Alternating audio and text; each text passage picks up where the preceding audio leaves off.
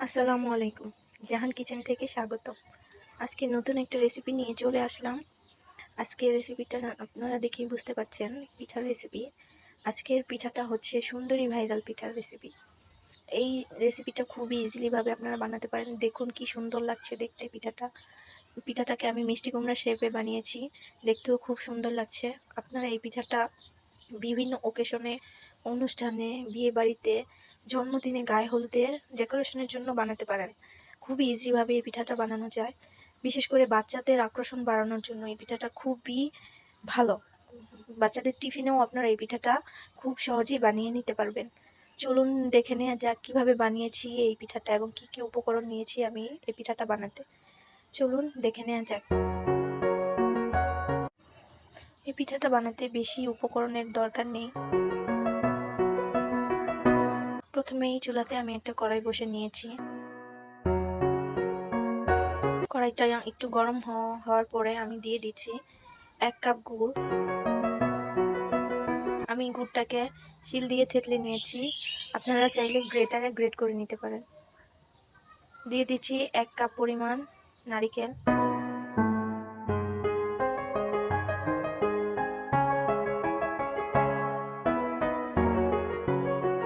হালকা হালকা ভাবে নেড়ে নিতে হবে। আর নারিকেলটা সিদ্ধ করার জন্য দিয়ে দিচ্ছি সামান্য লিকুইড দুধ, নর্মাল টেম্পারেচারের। আপনারা চাইলে পানিও অ্যাড করতে পারেন, আমি এখানে দুধটা দিয়েছি, এতে স্বাদ বাড়বে।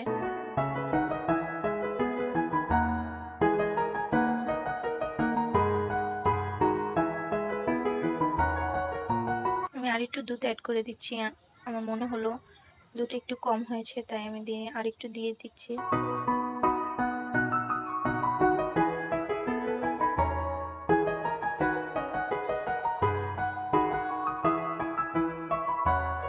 আমি এতে দিয়ে দিচ্ছি 2টা দারচিনি।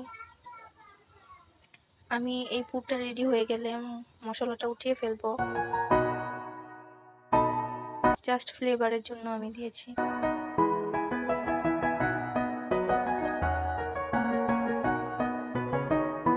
দেখুন নারিকেল সুন্দরভাবে সিদ্ধ হয়ে গিয়েছে। এখন আমি দিয়ে দিচ্ছি সামান্য লবণ। মিষ্টিটার স্বাদ ব্যালেন্স করার জন্য লবণটা খুবই দরকারি। এবং দিয়ে দিচ্ছি ফ্লেভারের জন্য এলাচের গুঁড়া। আমি মিষ্টিতে একটু লবণ পছন্দ করি, আপনারা চাইলে স্কিপ করতে পারেন।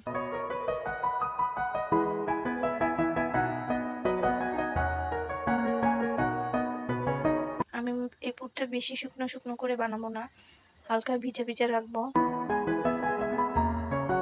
এখন আমি দিয়ে দিচ্ছি 2 টেবিল চামচ গুঁড়ো দুধ।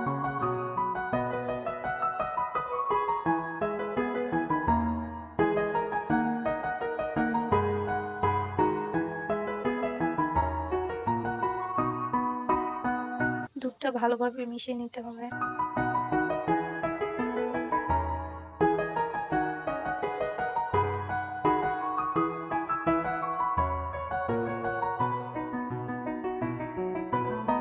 দেখুন আমার পুর রেডি হয়ে গেছে, আমি নামিয়ে নেব। এখন আমি আর শুকাবো না, এই পুরটা এইরকমই কনসিস্টেন্সি থাকবে।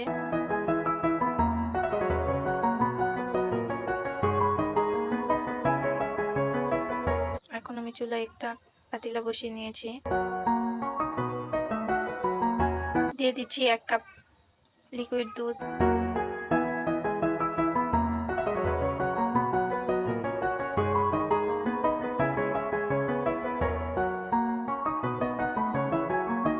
দুধটা হালকা গরম হওয়ার পর বাকি ইনগ্রিডিয়েন্টস গুলো দিয়ে দিচ্ছি পরিমাণ মতো লবণ,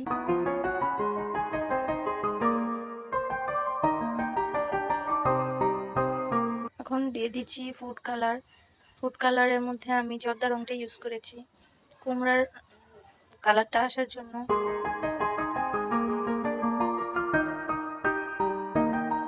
দেখুন কি সুন্দর কালার চলে এসেছে অলরেডি। দুধটা ফুটে আসলে আমি বাকি কাজগুলো করে নেব। দুধটা ফুটলে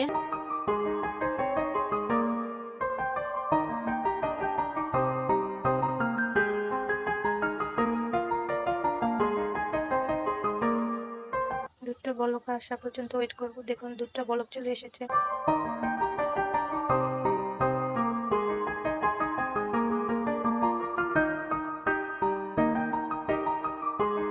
দেখুন চুলার আঁচটা আমি মিডিয়াম করে নিলাম।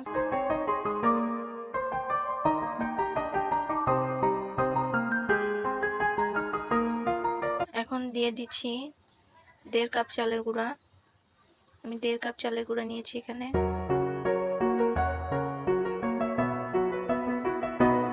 আস্তে আস্তে নেড়ে মিশিয়ে নিব, ভালো করে সিদ্ধ করে নিতে হবে। আমার চালের গুঁড়াটা ফ্রিজে ছিল, তাই ভালোভাবে সিদ্ধ করে নিতে হবে। দেখুন এক হাতে ভিডিও করাতে খুবই প্রবলেম হচ্ছে, তাই নাড়তেও প্রবলেম হচ্ছে, কিন্তু আমার চালের ডোটা রেডি হয়ে গেছে।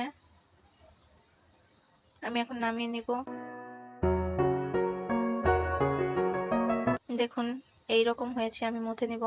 ঠান্ডা করে নয়, হালকা গরম থাকা অবস্থায় আমি এই ডোটা মুথে নিয়েছি।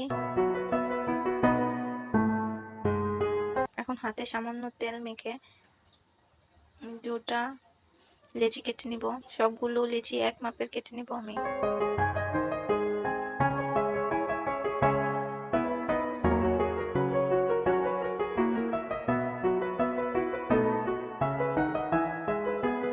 দেখুন একটা লেচি নিয়ে নিয়েছি, এভাবে হাতের সাহায্যে গোল করে ঘুরিয়ে বানিয়ে নিতে হবে।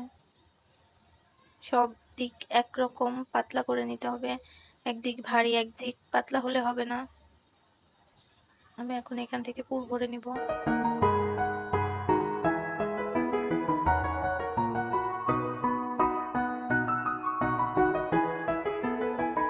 এইভাবে আস্তে আস্তে টিপে টিপে মুখটা ভরে নিতে হবে।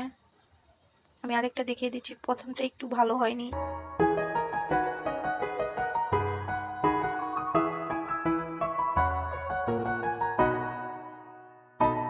এসে দেখুন এইভাবে করে নিতে হবে।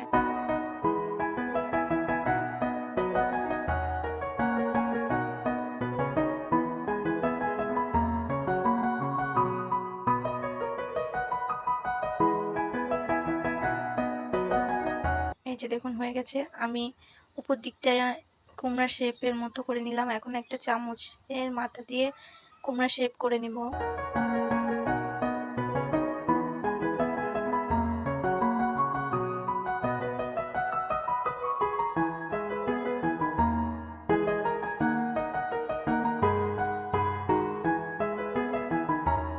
এই যে দেখুন, এখন কুমড়ার বটাটা জন্য আমি কিছু লং নিয়েছি। এই যে দেখুন আমার কুমড়া রেডি। এমন করে আমি বাকি পিঠাগুলো বানিয়ে নিব। এখন আমি আরেকটা দেখিয়ে দিচ্ছি।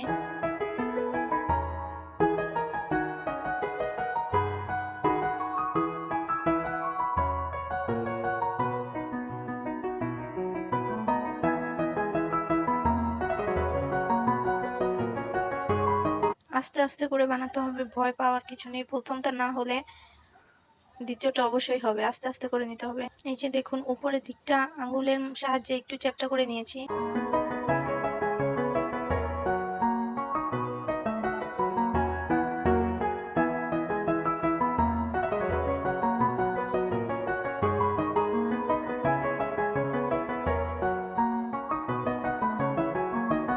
আমার কুমড়া রেডি। এখন আমার পিঠাগুলো বানানো হয়ে গেছে, দেখতে কি সুন্দর লাগছে দেখুন।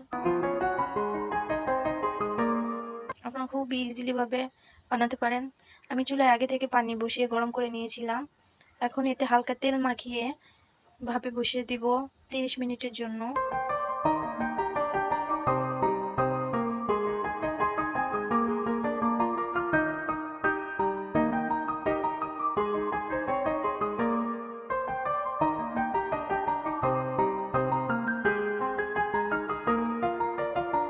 আমি এখন এটা 30 মিনিটের জন্য ঢেকে রেখে দিব। দেখুন আমার পিঠাটা বানানোর পর কি সুন্দর দেখাচ্ছে, কালারটাও খুব সুন্দর হয়েছে। আপনারা অবশ্যই বাসায় এভাবে চেষ্টা করবেন। আল্লাহ হাফেজ।